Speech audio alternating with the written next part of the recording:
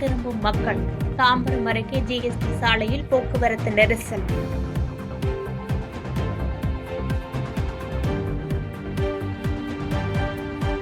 பொங்கலுக்கு சொந்த ஊர் சென்றவர்கள் இன்று இரவே சென்னைக்கு புறப்பட வேண்டும். ஞாயிறு அன்று இரவு கடுமையான போக்குவரத்து நெரிசல் ஏற்படக்கூடும் என்பதால் போக்குவரத்து துறை அறிவுறுத்தல்.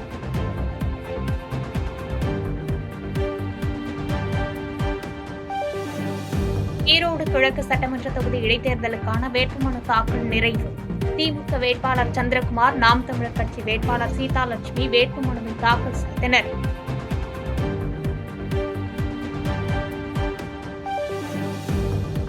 சென்னை சங்கமத்தின் நிறைவு நாள் விழாவில் முதலமைச்சர் மு.க.ஸ்டாலின் பங்கேற்பு.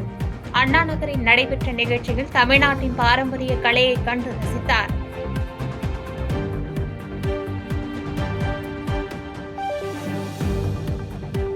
பாலிவுட் நடிகர் சைஃப் அலி கான் கத்தியால் குத்தப்பட்ட சம்பவத்தில் 30 தனிப்படைகள் அமைத்து விசாரணை.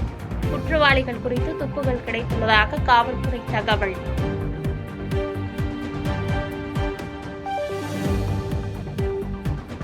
டெல்லி சட்டமன்ற தேர்தலை முன்னிட்டு பாஜக தேர்தல் அறிக்கை வெளியீடு. மகளிருக்கு மாதந்தோறும் 2500 ரூபாய் நிதியுதவி வழங்கப்படும் என்றும் வாக்குறுதி.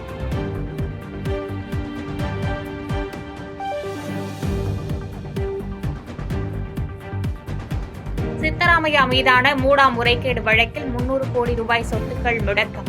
ரியல் எஸ்டேட் தொழிலதிபர்களின் சொத்துக்களை முடக்கி அமலாக்கத்துறை நடவடிக்கை.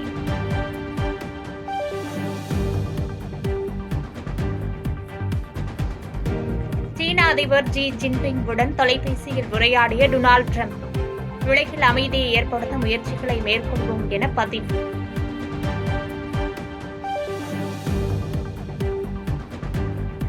நிலமோசடி வழக்கில் பாகிஸ்தான் முன்னாள் பிரதமருக்கு சிறை தண்டனை.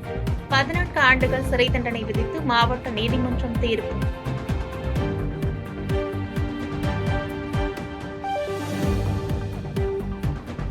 ஐசிசி சாம்பியன் டிராபி கிரிக்கெட் தொடருக்கான இந்திய அணி இன்று அறிவிக்கப்பட வாய்ப்பு. ரோஹித் சர்மா தலைமையிலான அணியில் இடம்பெறும் வீரர்கள் யார் யார் என்று ரசிகர்கள் எதிர்பார்ப்பு.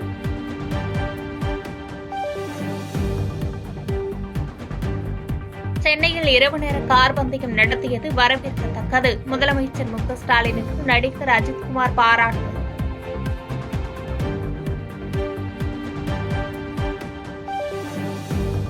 நிலநடுக்கம் குறித்த செய்தியை விட வேகமாக பரவிய கைநடுக்கம் குறித்த செய்தி. மதகஜராஜா வெற்றி விழாவில் நடிகர் விஷால் நகைச்சுவையாக பேச்சு. எல்லோருக்கும் என்ன சார் மறுபடி யூடியூப்ல வைரல் வீடியோ வந்துருமா? கேக்குது. கொடுக்க மாட்டோம். ஜோக்ஸ் அப்பார்ட், இந்த ஒரு பொதுவா ஒரு எர்த்குவேக் நடந்தா ஒரு நாள் ஒரு நியூஸ் வரும், பேப்பர்ல வந்து ஒரு துண்டு நியூஸோ ஒரு நியூஸ் வரும். அடுத்த நாள் காசா போர் நிறுத்த ஒப்பந்தத்திற்கு இஸ்ரேல் அமைச்சரவை ஒப்புதல். சுமார் 1.5 ஆண்டுகளாக நடைபெறும் யுத்தம் முடிவுக்கு வருகிறது.